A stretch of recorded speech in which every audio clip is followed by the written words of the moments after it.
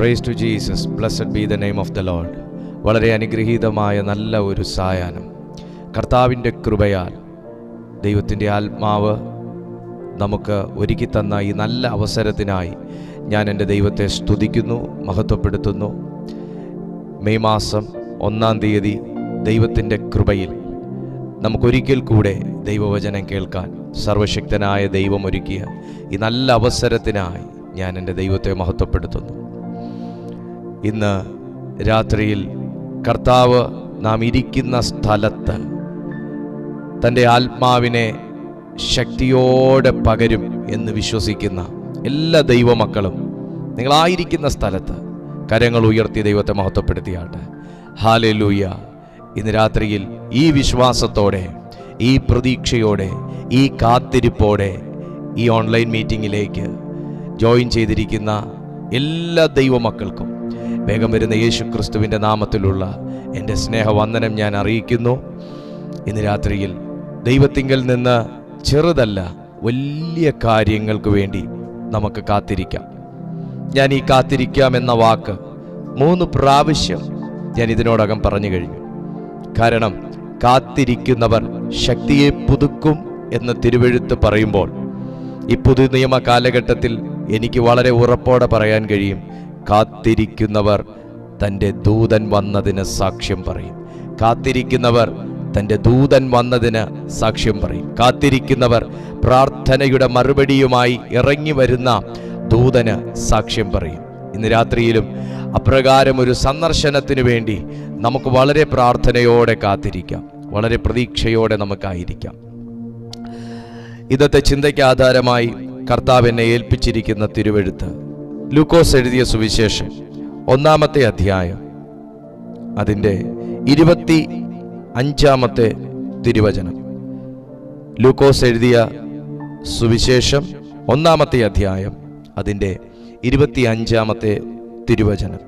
മനുഷ്യരുടെ ഇടയിൽ എനിക്കുണ്ടായിരുന്ന നിന്ന നീക്കുവാൻ കർത്താവ് എന്നെ കടാക്ഷിച്ച നാളിൽ എനിക്ക് ഇങ്ങനെ ചെയ്തു തന്നിരിക്കുന്നു എന്ന് പറഞ്ഞ് 5 മാസം ഒളിച്ചു പാർത്തു. നമുക്കെല്ലാവർക്കും വളരെ നന്നായി തന്നെ പശ്ചാത്തലവും എല്ലാം അറിയാവുന്ന സുവിശേഷങ്ങളിലെ വളരെ ശ്രദ്ധേയമായ ഒരു ഭാഗമാണ് ഇന്ന് ഞാൻ വായിച്ചത്. എന്നാൽ ഞാൻ നിങ്ങളോട് എപ്പോഴും പറയാറുള്ളത് പോലെ തന്നെ ഇപ്പോഴും പറയുന്നു, തിരുവെഴുത്തിൽ ഒരു വാക്യത്തിൻ്റെ ആശയം ഒന്നല്ല, അത് കടലിനേക്കാളും അപ്പുറമാണ് എന്നുള്ളത് ഇതിനോടകം തന്നെ നമുക്കെല്ലാവർക്കും മനസ്സിലായിട്ടുള്ളതാണ്. ഒരു വാക്യത്തിനകത്ത് ദൈവം ഉൾക്കൊള്ളിച്ചിരിക്കുന്ന അർത്ഥമെന്ന് പറയുന്നത് ദൈവത്തോളമാണ്. അതുകൊണ്ട് ഇന്ന് രാത്രിയിലും ഈ തിരുവെഴുത്തിനകത്ത് നിന്ന് പ്രാർത്ഥനയോടെയും കാത്തിരിപ്പോടുകൂടെയും ഇരിക്കുന്ന തൻ്റെ ജനത്തോട് സംസാരിക്കാൻ ദൈവം സന്നദ്ധമായി നമ്മുടെ നടുവിലുണ്ട്. 2-3 പേർ എൻ്റെ നാമത്തിൽ കൂടി വരുന്നവരുടെ നടുവിൽ ഞാനുണ്ട് എന്ന് പറഞ്ഞ ദൈവം അവൻ വെറുതെയല്ല, അവൻ ഇന്ന് നിങ്ങളോട് സംസാരിക്കാനാണ് ഇറങ്ങി വന്നിരിക്കുന്നത്. 2-3 പേർ എൻ്റെ നാമത്തിൽ കൂടി വരുന്നവരുടെ നടുവിൽ ഞാൻ ഉണ്ട് എന്ന് പറയുന്ന ദൈവം നിശബ്ദനായിരിക്കുന്ന ദൈവമല്ല, അവൻ നിന്നോട് സംസാരിക്കുന്ന ദൈവമാണ്. വിശ്വസിക്കുന്നവർ പ്രതികരിച്ചു തുടങ്ങിയാട്ടെ. നിങ്ങളുടെ നടുവിൽ ഞാൻ ഉണ്ട് എന്ന് പറഞ്ഞ ദൈവം അവൻ നിശബ്ദനായി നിന്നെ നോക്കിയിട്ട് മിണ്ടാതെ തിരികെ കയറിപ്പോകുന്ന ഒരു ദൈവമല്ല, നിങ്ങളോട് സംസാരിക്കുന്ന ഒരു ദൈവമാണ്. ആമേൻ. നിങ്ങളോട് സംസാരിക്കുന്ന ഒരു ദൈവമാണ്. തിരുവെഴുത്തിന്റെ പശ്ചാത്തലത്തിലേക്ക് കടക്കുകയാണെങ്കിൽ എന്തായിരുന്നു എലിശബത്തിനുണ്ടായിരുന്ന നിന്ന? എലിശബത്തിനുണ്ടായിരുന്ന നിന്ന അവൾക്കൊരു തലമുറയില്ല എന്നത് തന്നെയായിരുന്നു. എന്നാൽ പ്രിയപ്പെട്ട ദൈവവൈതലേ, തലമുറകളില്ല എന്ന കാര്യത്തെ പ്രതി മാത്രമായിരിക്കുമോ എലിശബത്ത് നിന്ദിക്കപ്പെട്ടത്?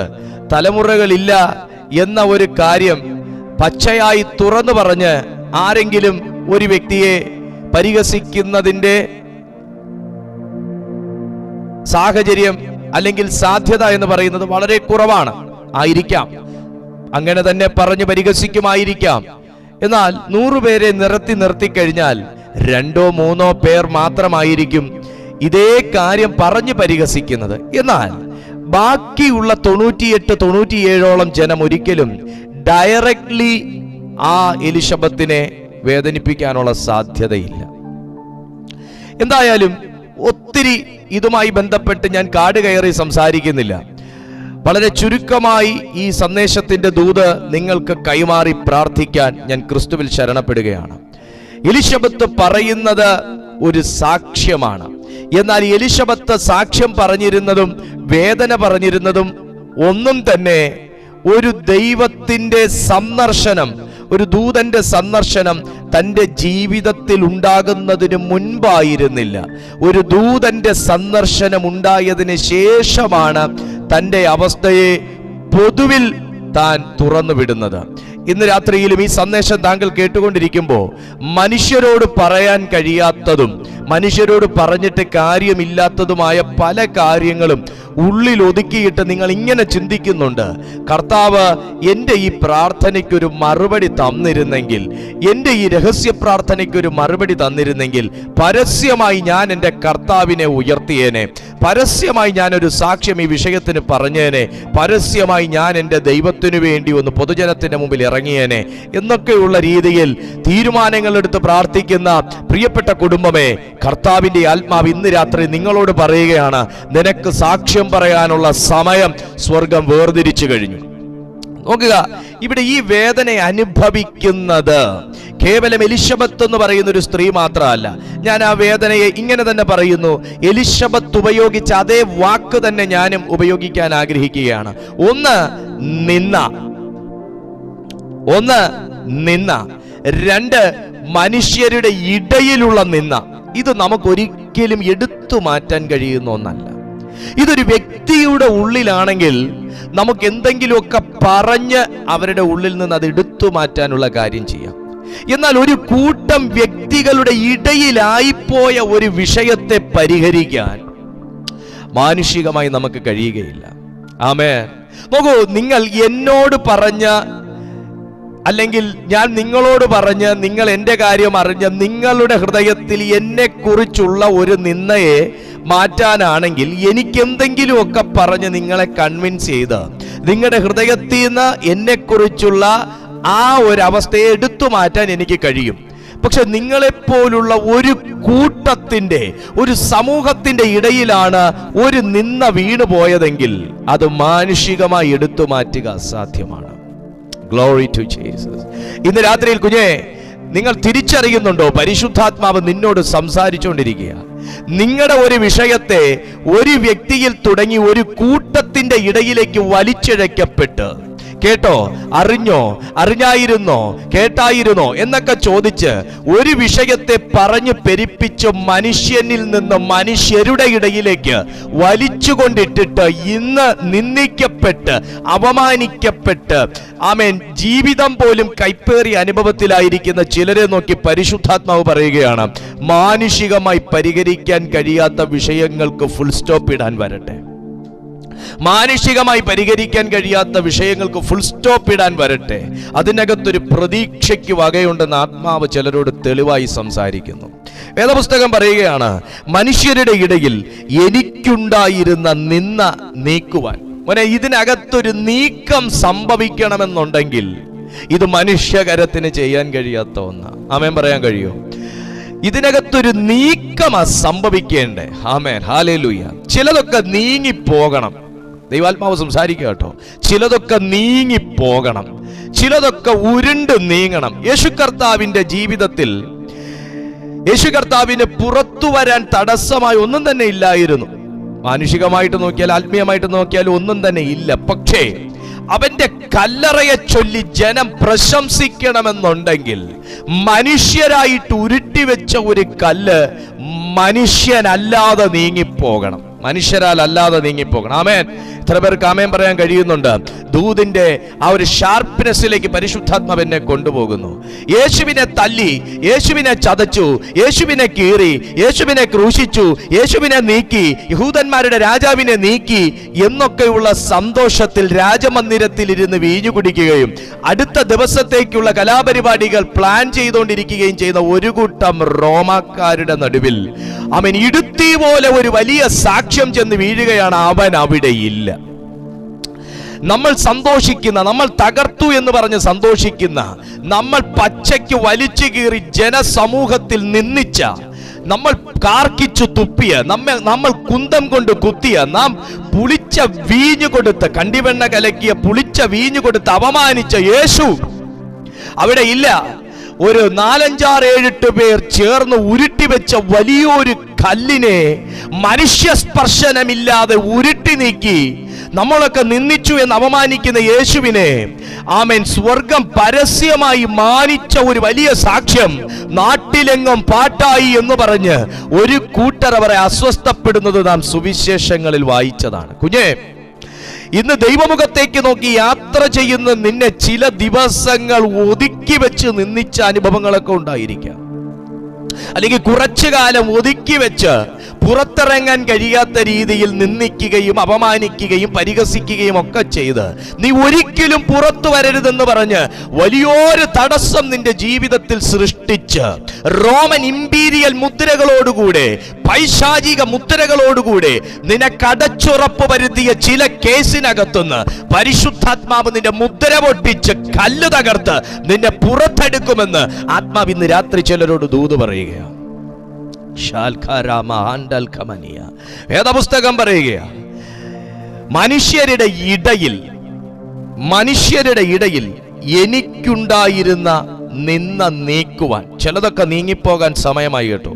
ചില ബാധകൾ നീങ്ങിപ്പോകാൻ സമയമായി, പേരുദോഷങ്ങൾ നീങ്ങിപ്പോകാൻ സമയമായി, കഷ്ടകാലം നീങ്ങിപ്പോകാൻ സമയമായി, ആപത്ത് നീങ്ങിപ്പോകാൻ സമയമായി, നിന്ന നീങ്ങിപ്പോകാൻ സമയമായി, അപമാനം നീങ്ങിപ്പോകാൻ സമയമായി, നിർഭാഗ്യം നീങ്ങിപ്പോകാൻ സമയമായി. വിശ്വസിക്കുന്നു നിങ്ങൾ? Glory to Jesus. എനിക്ക് ഉണ്ടായിരുന്ന നിന്ന നീക്കുവാൻ കർത്താവ് എന്നെ കടാക്ഷിച്ച നാളിൽ. അപ്പോ മനുഷ്യർക്ക് ചെയ്യാൻ കഴിയാത്ത ഒന്നായിരുന്നു എലിശബത്തിന്റെ. ഞാൻ ഒരു വാക്കൂടെ ചേർത്ത് പറഞ്ഞോട്ടെ, എലിശബത്തിന്റെയും സെക്കരിയാവിന്റെയും ജീവിതത്തിലെ നിന്ന. അപ്പൊ ഈ നിന്ന കേവലം ഭാര്യ മാത്രം അനുഭവിക്കുന്ന ഒരു നാണക്കേടല്ല, അല്ലെങ്കിൽ ഒരു നിന്ദയല്ല, അപമാനമല്ല, ഭർത്താവും കൂടെ അനുഭവിക്കേണ്ടി വരുന്ന ഒരു നിന്ദയാണ്. ഇന്ന് കുടുംബമായി ഏതെങ്കിലും വിഷയത്തിൽ വളരെയേറെ സഹിക്കാൻ കഴിയാത്ത വേദനയിൽ എന്നെ കേൾക്കുന്ന ആരെങ്കിലും ഉണ്ടെങ്കിൽ കർത്താവിന്റെ ആത്മാവ് നിങ്ങളോട് സംസാരിക്കുകയാണ്. നിന്റെ ജീവിതത്തിൽ കുടുംബമായി നിങ്ങൾ എടുത്തു മാറ്റണം, ഒന്ന് മാറിപ്പോയെങ്കിൽ കൊള്ളായിരുന്നു എന്ന് ആഗ്രഹിക്കുന്ന ചില വിഷയങ്ങളുടെ മേൽ നിങ്ങൾ കുടുംബമായി പ്രാർത്ഥിക്കുന്ന, കൈകോർത്ത് പ്രാർത്ഥിക്കുന്ന, കുടുംബമായി ദൈവസന്നിധിയിൽ കണ്ണുനീരുകളോടെ പ്രാർത്ഥിക്കുന്ന നിങ്ങളോട് ദൈവാത്മാവ് പറയുകയാണ്, പരിശുദ്ധാത്മാവ് അത് നീക്കിത്തരും. നിന്നെ കരയിക്കുന്ന, നിന്നെ വേദനിപ്പിക്കുന്ന, നിന്നെ അസ്വസ്ഥപ്പെടുത്തുന്ന, ഉറക്കം നഷ്ടപ്പെടുത്തുന്ന, ഭീതിപ്പെടുത്തുന്ന ആ വിഷയത്തിന്റെ മേൽ കർത്താവ് ഒരു നീക്കുപോക്ക് കൽപ്പിക്കും. Glory to Jesus. മനുഷ്യരുടെ ഇടയിൽ എനിക്കുണ്ടായിരുന്ന നിന്ന നീക്കുവാൻ കർത്താവ് എന്നെ കടാക്ഷിച്ച നാളിൽ. നിങ്ങൾ വിശ്വസിക്കുന്നുണ്ടോ? അങ്ങനൊരു നാളുണ്ട് കേട്ടോ. അപമാനം കേട്ട നാള് മാത്രമല്ല ഉള്ളത്, നിന്ദിക്കപ്പെട്ട നാള് മാത്രമല്ല ഉള്ളത്, കുറ്റപ്പെടുത്തപ്പെട്ട നാള് മാത്രമല്ല ഉള്ളത്, തകർച്ച ഏറ്റുവാങ്ങിയ നാള് മാത്രമല്ല ഉള്ളത്. ഇന്ന് സംഭവിച്ച ഇന്നത്തെ സംഭവം എന്ന പോലെ ചില സംഭവങ്ങൾ ഹൃദയഭിത്തിയിൽ മുറിവുകളായി, ആഴത്തിലുള്ള മുറിവുകളായി, ഒരു കാലവും പൊറുതി വരുമെന്ന് കരുതാത്ത ചില മുറിപ്പാടുകൾ ഡേറ്റിട്ട് ഹൃദയത്തിനകത്ത് കുറിച്ചിട്ടിരിക്കുന്ന നിങ്ങളോട് ആത്മാവ് സംസാരിച്ചുകൊണ്ടിരിക്കുന്നത്. ഇങ്ങനെയും ഒരു നാളുണ്ട്. ക്രൂശിലേക്ക് നോക്കിക്കഴിഞ്ഞാൽ നിങ്ങൾക്ക് കാണാൻ പറ്റും, യേശുക്രിസ്തു തകർക്കപ്പെടാൻ ഒരു നാളുണ്ടായിരുന്നെങ്കിൽ അവൻ ഉയർത്തപ്പെടാനും ഒരു നാളുണ്ടായിരുന്നു. യേശുക്രിസ്തു ആക്ഷേപിക്കപ്പെടാൻ ഒരു നാളുണ്ടായിരുന്നെങ്കിൽ യേശുവിനെ മാനിക്കാനും പരസ്യമായി മാനിക്കാനും ഒരു നാളുണ്ടായിരുന്നു. ഇതൊക്കെ ദൈവമക്കളുടെ ജീവിതത്തിലെ ഭാഗ്യങ്ങളാണ്. ഹല്ലേലൂയ. ദൈവമക്കളുടെ ജീവിതത്തിലെ ഭാഗ്യങ്ങളാണ്. ഒരു നാളുണ്ട് കേട്ടോ, നിന്നെ ദൈവം ഉയർത്തുന്നൊരു നാളുണ്ട്. നിന്റെ ജീവിതത്തിൽ ദൂതൻ ഇറങ്ങുന്നൊരു നാളുണ്ട്. അത് ഇന്നാന്ന് പറയുന്നവരെ ഓർത്ത് ഞാൻ ദൈവത്തിന് സ്തോത്രം ചെയ്യുന്നു. അങ്ങനെ പറയാൻ കഴിയുന്നവരൊക്കെ ഈ യൂട്യൂബിൻ്റെ താഴെ ഒരു കമൻറ്റ് ടൈപ്പ് ചെയ്തിട്ടെ, ഒരു ആമേൻ പറഞ്ഞ്. എൻ്റെ വീട്ടിൽ ദൂതൻ ഇറങ്ങുന്ന ദിവസം, ഞാൻ വ്യക്തിപരമായി ഈ ദൂത് ഞാൻ സ്വീകരിക്കുന്നു. ഞാൻ പറയുന്നു, ഇന്ന് എൻ്റെ വീട്ടിൽ ദൂതന്മാരിറങ്ങുന്ന ദിവസമാണ്. ആമേൻ, ഹല്ലേലൂയ. നോക്കി, ഞാൻ ഒരു സന്തോഷ വാർത്ത പറയട്ടെ. നിങ്ങളെ കാണാൻ, നിങ്ങളുടെ മക്കളെ കാണാനൊന്നും ആരും വീട് കയറി വരാനില്ലെങ്കിലും ഞാനും നിങ്ങളും ഒക്കെ വിളിച്ച ഇറങ്ങി വരുന്ന ദൈവവും ദൂതന്മാരും ഉണ്ട് കേട്ടോ. യാക്കോബ് കല്ലിനെ തലയണയായിട്ട് വെച്ച് കിടന്ന സ്ഥലത്ത് ദൂതന്മാർ സ്വർഗത്തിൽ നിന്നും ഗോവണി വഴി കയറുകയും ഇറങ്ങുകയും ചെയ്യുന്നത് ദർശനത്തിൽ കണ്ട ഭക്തൻ പാർത്ത ഭൂമിയായത്. ആമേൻ. ഭക്തൻ എവിടെ കിടക്കുന്നോ, വാഗ്ദത്തം പേറുന്നവൻ എവിടെ കിടക്കുന്നോ, തെരഞ്ഞെടുക്കപ്പെട്ടവൻ എവിടെ കിടക്കുന്നോ, അതിന്റെ നടുവിൽ ഇറങ്ങുന്ന ജീസസ് ദൈവത്തിന്റെ ദൂതന്മാരാണ് നമ്മുടെ കൂട്ടാളികൾ. 91 സങ്കീർത്തനം ഞാൻ നിങ്ങൾക്ക് പറഞ്ഞു തരേണ്ട കാര്യമില്ലല്ലോ. അവിടെ ദൂതന്മാരാൽ സംരക്ഷിക്കപ്പെടുന്ന മക്കളെ കാണാൻ കഴിയും. ഞാനാണ് അതിലൊന്ന് എന്ന് പറയാൻ കഴിയുന്ന എത്ര പേരുണ്ട്? ഞാനാ. ആ ദൈവത്താൽ, ആ ദൂതന്മാരാൽ സംരക്ഷിക്കപ്പെടുന്ന അനേകരിൽ ഒരു വ്യക്തി ഞാനാണ്. ഹല്ലേലൂയ. ബൈബിൾ പറയുന്നു, മനുഷ്യരുടെ ഇടയിൽ എനിക്കുണ്ടായിരുന്ന നിന്ന നീക്കുവാൻ കർത്താവ് എന്നെ കടാക്ഷിച്ച നാളിൽ എനിക്ക് ഇങ്ങനെ ചെയ്തു തന്നിരിക്കുന്നു. ദൈവത്തിന്റെ ദൂതൻ ഇറങ്ങുന്ന കാര്യം അവിടെ നിൽക്കട്ടെ. ഞാനും നിങ്ങളും വിശ്വസിച്ചേറ്റു പറയുന്ന ഈ കർത്താവിന്റെ പ്രവർത്തികളിൽ ഒന്നാണ് ചെയ്തു തരുന്ന പ്രവൃത്തി. ചെയ്യാന്ന് പറയുന്ന ഒരുപാട് പേരെ നിങ്ങൾക്കറിയാം. ഞാനുണ്ട് കേട്ടോ, ഞാൻ ചെയ്തേക്കാം കേട്ടോ എന്ന് പറയുന്ന ഒരുപാട് പേരെ നിങ്ങൾക്കറിയാം. ഞാൻ ചെയ്ത് തന്നിരിക്കും എന്ന് പറഞ്ഞിട്ട് വിളിച്ചിട്ട് ഫോൺ എടുക്കാത്ത ആൾക്കാരെ നിങ്ങൾക്കറിയാം. അതിനെന്താ, ആ കാര്യം അങ്ങ് മറന്നേക്ക്, ആ ടോപ്പിക് അങ്ങ് വിട്ടേക്ക്, ഞാൻ ഏറ്റെടുത്തിരിക്കുകയാ എന്ന് പറഞ്ഞവരെ നിങ്ങൾക്കറിയാം. പക്ഷേ തുടക്കത്തിൽ ഞാൻ പറഞ്ഞല്ലോ, 2-3 പേർ എന്റെ നാമത്തിൽ കൂടി വരുന്നവരുടെ നടുവിൽ ഞാൻ ഉണ്ടെന്ന് പറഞ്ഞ ദൈവം, അവൻ ഇറങ്ങുമെന്നുള്ള സത്യം 1, അവൻ ഇറങ്ങിയാൽ ചിലത് ചെയ്യുമെന്നുള്ള സത്യം 2. ഇവിടെ ദൈവം പറഞ്ഞയച്ച സ്വർഗത്തിലെ പ്രധാന ദൂതന്മാരിൽ ഒരു ദൂതനാകുന്ന ഗബ്രിയേൽ ദൂതൻ ആദ്യം സെക്കറിയാവ് ശുശ്രൂഷ ചെയ്യുന്ന ആമേൻ ആ സ്ഥലത്തേക്ക് ഇറങ്ങി വരികയാണ്. ആലയത്തിനകത്തേക്ക്, ആ അതിപരിശുദ്ധ സ്ഥലത്തേക്ക് ഇറങ്ങി വരികയാണ്. ഇറങ്ങിയ ദൂതൻ വെറുതെ അല്ല ഇറങ്ങിയത്. സെക്കറിയാവിന്റെ ശുശ്രൂഷയൊക്കെ ഒന്ന് കണ്ടേച്ചും പോകാം, പുള്ളിയുടെ മെസ്സേജ് ഒക്കെ ഒന്ന് കേട്ടേച്ചും പോകാം എന്ന് പറഞ്ഞ് ഒന്ന് തല കാണിച്ചേച്ചും പോകാൻ വേണ്ടി ഇറങ്ങി വന്ന ഒരു ദൂതനല്ല ഗബ്രിയേൽ ദൂതൻ. ഇന്ന് രാത്രിയിൽ സ്പെസിഫിക്കലി ദൈവാത്മാവ് ചിലരുടെ പേര് പറഞ്ഞ് അവരുടെ ഭവനത്തിലേക്ക് ദൂതനെ ഇറക്കാൻ പോവുക. അവൻ സെക്കറിയാവിന്റെ ശുശ്രൂഷയ്ക്കൊന്നും അവിടെ ഭംഗം വരുത്തിയില്ല. സെക്കറിയാവ് ആകെ ഭ്രമിച്ചു പോയി. വരുന്ന ദൂതൻ ചെയ്യാൻ പോകുന്നൊരു കാര്യത്തെക്കുറിച്ച് ഇപ്പൊ പറയുന്നത്. ഇന്ന് ദൈവാത്മാവ് നിങ്ങളോട് സംസാരിക്കുന്നത് ദൈവം ചെയ്യാൻ പോകുന്ന കാര്യമാണ്. ദൈവത്തിന്റെ ഒരു ഏറ്റവും വലിയൊരു ക്വാളിറ്റിയാണ്. എന്താണെന്നറിയാവോ? ചെയ്യാൻ പോകുന്ന കാര്യം നിന്നെ അറിയിക്കും. അബ്രഹാമിന്റെ ഒരു വലിയ ഭാഗ്യങ്ങളിൽ ഒന്നായിരുന്നു അത്. എന്തും അബ്രഹാമിനോട് പറഞ്ഞിട്ടേ ദൈവം ചെയ്യത്തുള്ളായിരുന്നു. ആമേൻ. ഒന്ന് പറയാൻ പറ്റുമോ? കർത്താവേ, എന്നോടും കൂടെ പറഞ്ഞിട്ട് ചെയ്യുന്നൊരു ദൈവത്തിനായി സ്തോത്രം. അതിന് അവന്റെ ശബ്ദം കേൾക്കുന്ന കാതുകൾ നമുക്കുണ്ടായിരിക്കുകയാണ്. പറയൂ ദൈവത്തോട്, എനിക്ക് അങ്ങനെ ഒരു കാത് തുറന്നു താ കർത്താവേ, എനിക്ക് അങ്ങനെ ഒരു കാത് തുറന്നു താ കർത്താവേ. നീ ചെയ്യാൻ പോകുന്നത് പറയുന്ന ശബ്ദം കേൾക്കുന്ന ഒരു കാത്. ആമേൻ. കുഞ്ഞേ, നിന്റെ കാതുകൾ ഈ പറഞ്ഞതുപോലെ ഒരു കൂട്ടരുടെ നിന്ന കേൾക്കാൻ വേണ്ടി മാത്രമല്ല കേട്ടോ ദൈവം വെച്ച് തന്നേക്കുന്നേ. നിന്റെ കാതുകൾ പലരുടെയും കുറ്റപ്പെടുത്തൽ കേട്ട് നിന്റെ കണ്ണ് നിറയാൻ വേണ്ടിയിട്ടൊന്നും അല്ല കേട്ടോ വെച്ച് തന്നേക്കുന്നേ. നിന്റെ കാതുകൾ പരാജയത്തിന്റെ വാർത്തകൾ കേൾക്കാനല്ല കേട്ടോ ദൈവം വെച്ച് തന്നേക്കുന്നേ.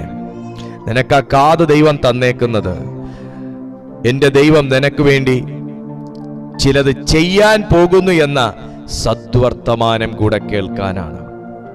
ഒത്തിരി പേരുടെ എനിക്ക് വളരെ അതിശയവും സന്തോഷവും തോന്നുന്നു.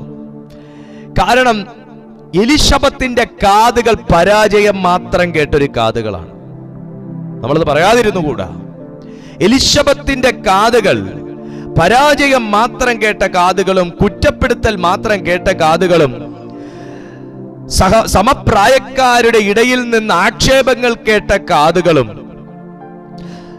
ദുഃഖവാർത്ത കേട്ട കാതുകളും ഹോപ്പ്ലെസ് ആയിട്ടുള്ള വാർത്തകൾ കേട്ട കാതുകളും, നിനക്ക് ഇത്രയും പ്രായമൊക്കെ ആയില്ലടി, ഇനി നടക്കുന്നൊന്നും തോന്നുന്നില്ല, ഇങ്ങനെ കേട്ട കാതുകളും അവിടെ തന്നെ സാന്ത്വനിപ്പിക്കാനുള്ള വായികൾ, അധരങ്ങൾ കുറവും, വേദനിപ്പിക്കാനുള്ള അധരങ്ങൾ കൂടുതലുമാണ്. ഇങ്ങനെയുള്ള പശ്ചാത്തലത്തിൽ കഴിയുന്ന ചില വ്യക്തികൾ ഇന്ന് രാത്രിയിൽ ഈ സന്ദേശം കേൾക്കുന്നുണ്ടെങ്കിൽ പരിശുദ്ധാത്മാവാ നിങ്ങളോട് പറയുന്നത്, നിന്റെ ആ കാതുകളിൽ അകത്തേക്ക് വരുന്ന വാർത്തകളെ ദൈവം ചേഞ്ച് ചെയ്യാൻ പോവുക. നിന്റെ കാതുകൾക്കകത്തേക്ക് വരുന്ന വാർത്തകളെ, ആമേൻ, നീ ഇനി മനുഷ്യന്റെ നിന്ന കേൾക്കത്തില്ല, നീ ദൈവത്തിന്റെ ദൂതന്മാരുടെ പാട്ട് കേൾക്കും.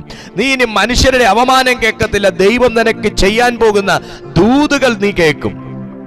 കാതുകൾക്ക് വ്യത്യാസം വരട്ടെ. ഇതൊക്കെ ദൂതൻ ഇറങ്ങിയാൽ നടക്കുന്ന കാര്യങ്ങളാ കേട്ടോ. Hallelujah, praise to Jesus. Bible പറയുന്നു, കർത്താവ് എനിക്ക് ഇങ്ങനെ ചെയ്തു തന്നിരിക്കുന്നു എന്ന് പറഞ്ഞ് 5 മാസം ഒളിച്ചു പാർത്തു. അപ്പോൾ ഇതിലാദ്യം വന്ന് ദൈവം സംസാരിക്കുന്നത് സെക്കരിയാവിനോടാണ്. സെക്കരിയാവിനോട് സംസാരിക്കുമ്പോൾ അതിന്റെ 13-ാമത്തെ വാക്യം ഇങ്ങനെയാണ് പറയുന്നത്. ദൂതൻ അവനോട് പറഞ്ഞത്, സെക്കരിയാവേ, ഭയപ്പെടേണ്ട, നിന്റെ പ്രാർത്ഥനയ്ക്ക് ഉത്തരമായി. ദൂതൻ ഒരിടത്ത് ഇറങ്ങിക്കഴിഞ്ഞാൽ അവിടുത്തെ സാഹചര്യങ്ങൾ പഠിക്കാനല്ല ഇറങ്ങുന്നത്. ദൂതൻ ഇറങ്ങിക്കഴിഞ്ഞാൽ റിപ്ലൈയും കൊണ്ടാണ് ഇറങ്ങുന്നത്.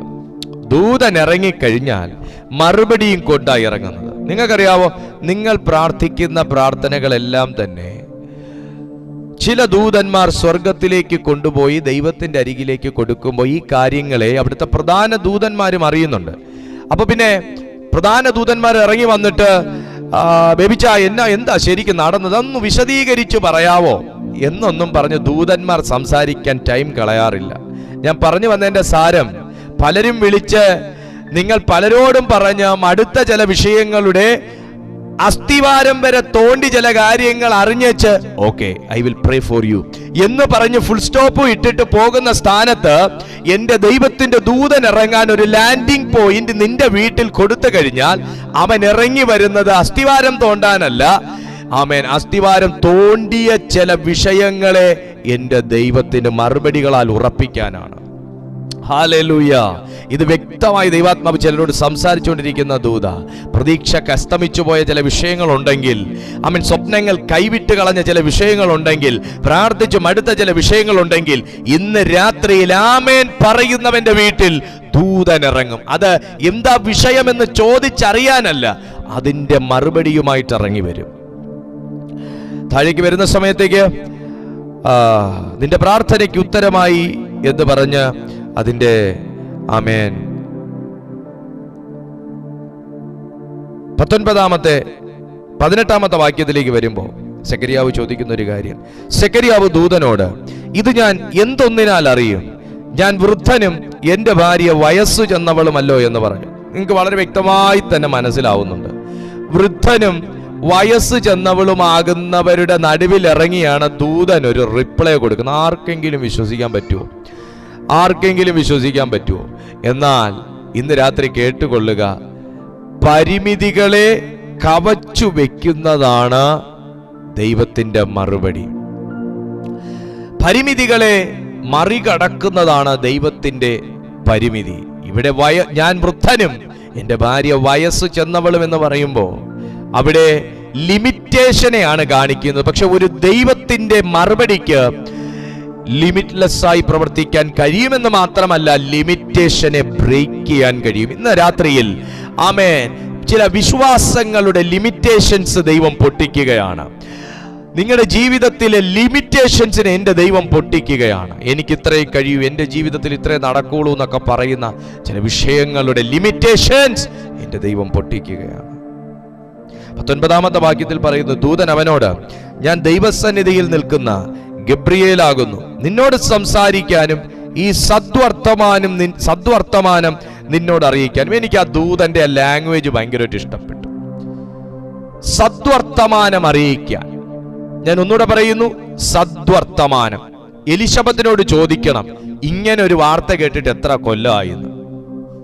വയസ്സ് ചെന്നവളെന്ന് പറയുമ്പോ എന്റെ പൊന്നു സഹോദരങ്ങളെ, സെക്കരിയാവ് കല്യാണം കഴിച്ച നാള് മുതൽ എലിശബത്ത് കേൾക്കുന്ന ചീത്തപ്പേരിന്റെ ആകെ തുകയാണ് ഈ മറുപടി. സെക്കരിയാവ് കല്യാണം കഴിച്ച നാൾ മുതൽ ഈ വയസ്സ് ചെന്നു എന്ന് സെക്കരിയാവ് തന്നെ സാക്ഷ്യപ്പെടുത്തുമ്പോ, എന്റെ ഭാര്യ വയസ്സ് ചെന്നവളുമല്ലോ, എത്ര വർഷം കൊണ്ട് ഇവർ കേൾക്കുന്ന ചീത്തപ്പേരും മനുഷ്യരുടെ ഇടയിൽ നിലനിൽക്കുന്ന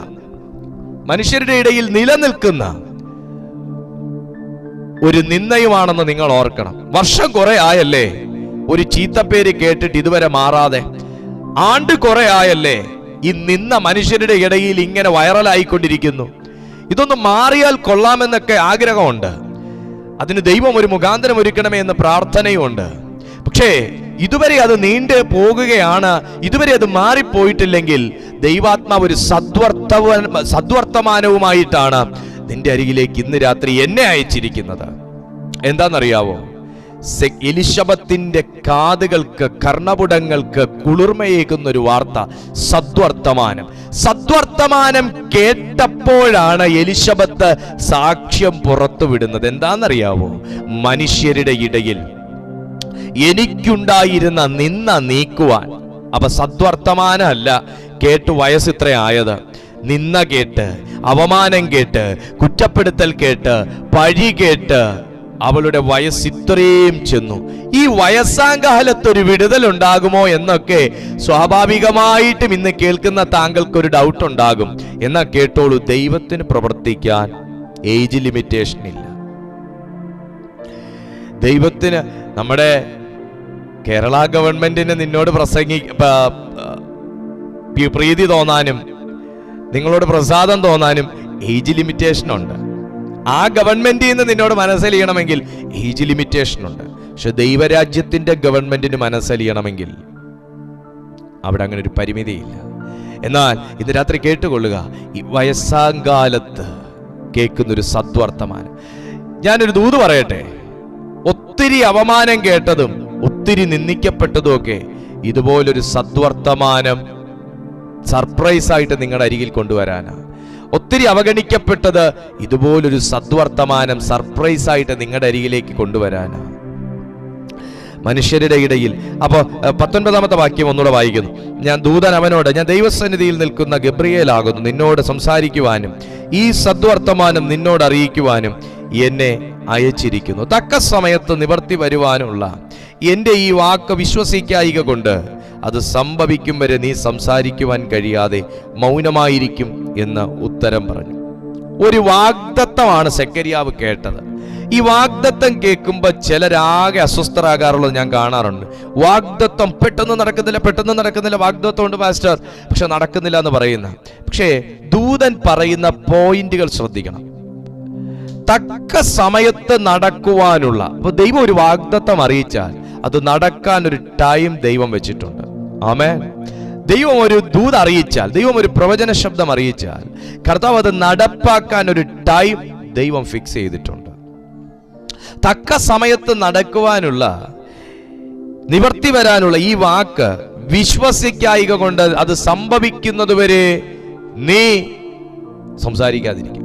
പക്ഷേ നമ്മളൊക്കെ ആണെങ്കിൽ എന്താ ചെയ്യാന്നറിയാവോ? ശുശ്രൂഷ അവിടെ ഇട്ടേച്ച് ഓടും. പക്ഷെ വേദപുസ്തകം പറയുന്നത് എന്നാന്നറിയാവോ? വേദപുസ്തകം പറയുന്നത്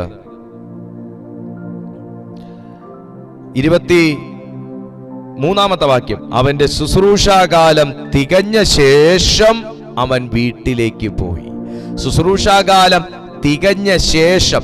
ഇങ്ങനൊരു ദൂത് എന്നോട് ഗബ്രിയേൽ വന്ന് പറഞ്ഞടി എന്ന് പറയാൻ വേണ്ടി ശുശ്രൂഷയിൽ നിന്ന് ലീവ് ആപ്ലിക്കേഷനും കൊടുത്ത് പുള്ളി ശുശ്രൂഷ വിട്ടേച്ച് ഓടിയില്ല.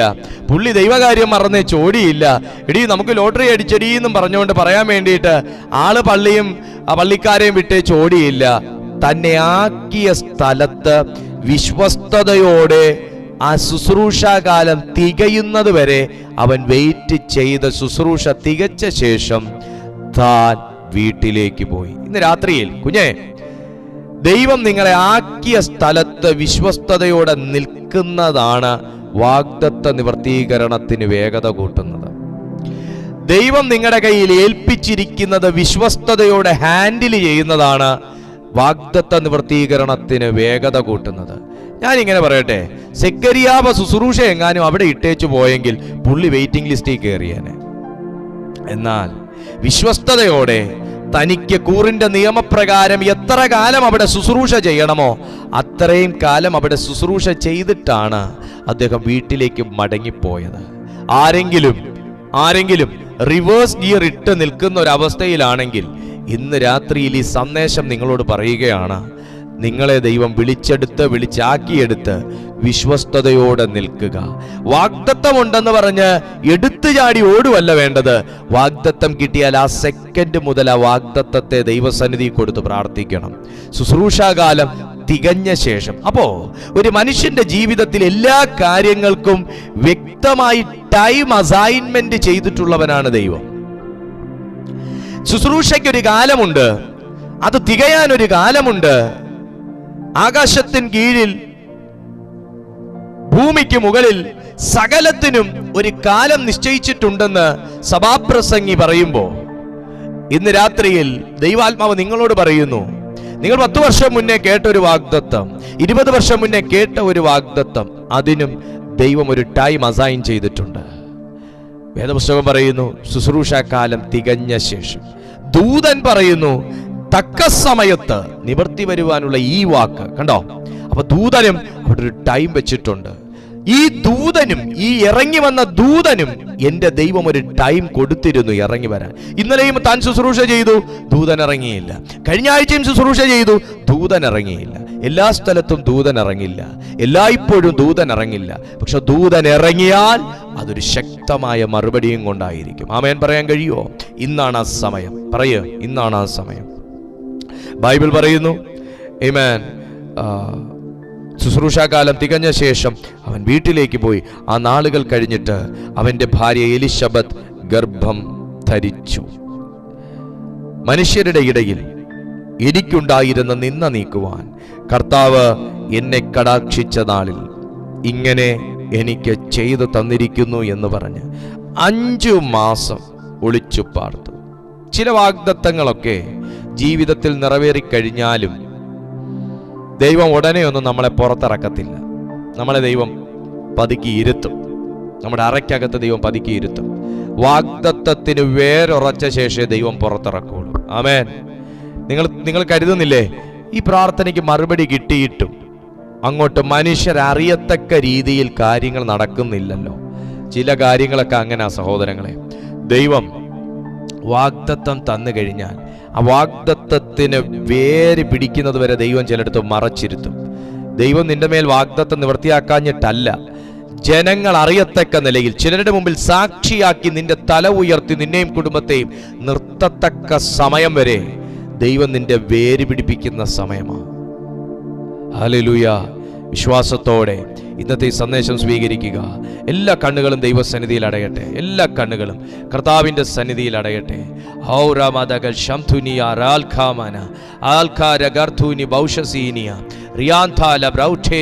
എല്ലാവരും ഒന്ന് ആത്മഭാഷകളിൽ പ്രാർത്ഥിച്ച്, എല്ലാ ദൈവമക്കളും ഒന്ന് ആത്മഭാഷകളിൽ പ്രാർത്ഥിക്കുക.